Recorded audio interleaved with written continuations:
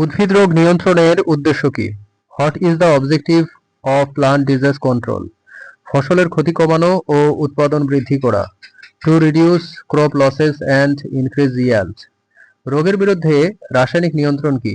What is chemical control of disease? ছত্রাকনাশক এবং bacteria নাশকের ব্যবহার।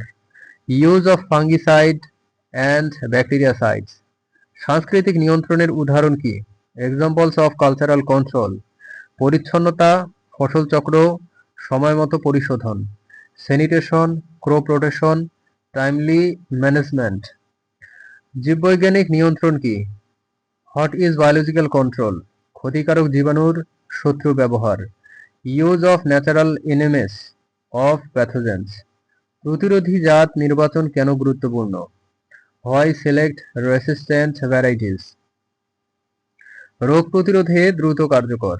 Effective in quick disease prevention. Integrated disease management কিসের সমন্বয়? What does integrated disease management combine? সাংস্কৃতিক রাসায়নিক ও বায়োলজিক্যাল নিয়ন্ত্রণ। Cultural chemical and biological control. রোগ নির্ণয়ের জন্য প্রধান পদ্ধতি কি? Main methods for disease diagnosis.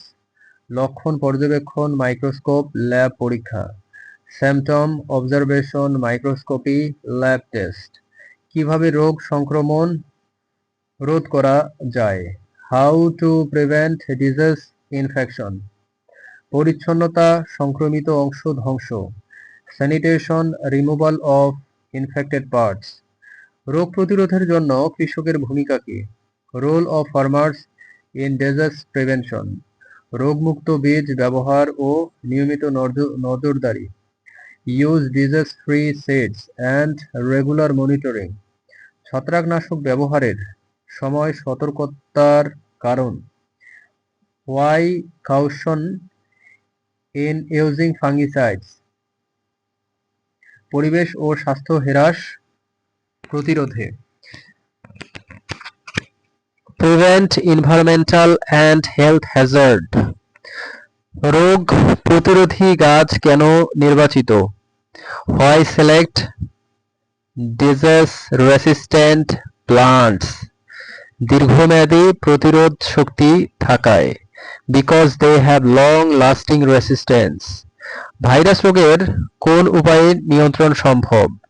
How can viral disease be controlled? প্রতিরোধমূলক পদ্ধতিতে। By preventive measures.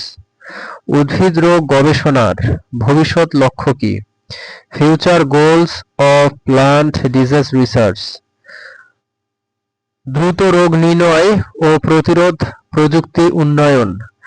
Develop rapid diagnosis and prevention technologies.